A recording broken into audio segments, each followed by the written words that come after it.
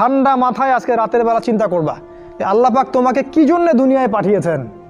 একটু চিন্তা করবা, 1 মিনিট একটু চিন্তা করবা যে তুমি পৃথিবীতে নাই, তুমি পৃথিবীতে নাই, তুমি মারা গেছো। চিন্তা করবা তুমি মারা গেছো। এরপর চিন্তা করবা তুমি যে মারা গেছো পৃথিবীর কারো কোনো সমস্যা হচ্ছে কিনা। তুমি যে মারা গেছো পৃথিবী কি থেমে আছে? তোমার পরিবার থেমে থাকবে?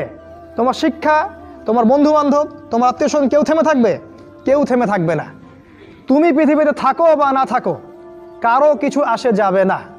আল্লাহ পাক তোমাকে যে পৃথিবীতে রেখেছেন একটা সুযোগ খালি দিয়েছেন, যাতে তুমি আল্লাহর দ্বীনের জন্য কিছু করতে পারো। এটাই আল্লাহ তোমার কাছে চান, আর কিচ্ছু চান না। আর কিচ্ছু আল্লাহ তোমার কাছে চান না।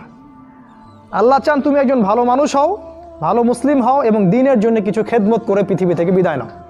এই দিন তুমি ছাড়াও বিজয়ী হবে ইনশাআল্লাহ। তুমি থাকো বা না থাকো এই দিন কিন্তু বিজয়ী হবেই। হয় তোমাকে নিয়ে হবে অথবা তোমাকে ছাড়াই হবে। জীবনের উদ্দেশ্য ফিক্স করো। জীবনের উদ্দেশ্য একটাই, জান্নাত। জান্নাত পাওয়ার জন্য যা করা দরকার তাই করতে হবে।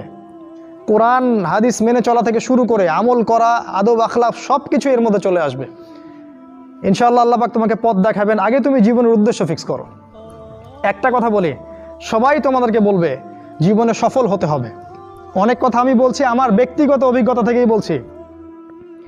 আল্লাহ পাক আলহামদুলিল্লাহ ফার্স্ট সেকেন্ড ছাড়া রেজাল্ট আমাদের হতো না।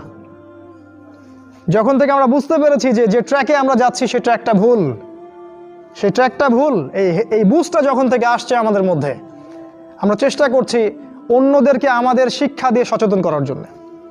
আমরাও ভুল করেছি, ভুলের উপর ভুল করেছি। আল্লাহ পাক যেন মাফ করেন, আল্লাহুম্মা আমিন। সাফল্যের সংজ্ঞা শেখানো হতো আমাদেরকে পরিবার থেকে। সফল হতে হবে বাবা, নিজের পায়ে দাঁড়াতে হবে, বাবাকে দেখতে হবে, মাকে দেখতে হবে, অমুক তমুক ইত্যাদি ইত্যাদি। বিয়ে করবি কি নিয়ে, তোর তো কিছুই নাই, বলে নাই কথাগুলো আপনাদেরকে। চাকরি বাকরি করতে হবে, প্রতিষ্ঠিত হতে হবে।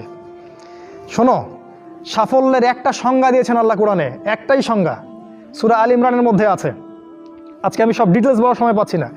সূরা আল ইমরানের মধ্যে আছে কুল্লু নাফসিন যায়িকাতুল মাউত, প্রত্যেকটা নফস মারা যাবে এবং কিয়ামতের মাঠে তাদের পুরোপুরি প্রতিদান তাদেরকে দেয়া হবে। এখানে আল্লাহ সাফল্যের সংজ্ঞা দিয়েছেন, ফামান যুহজিহা আনিন নার ওয়া উদখিলাল জান্নাহ ফাকাদ ফাজ।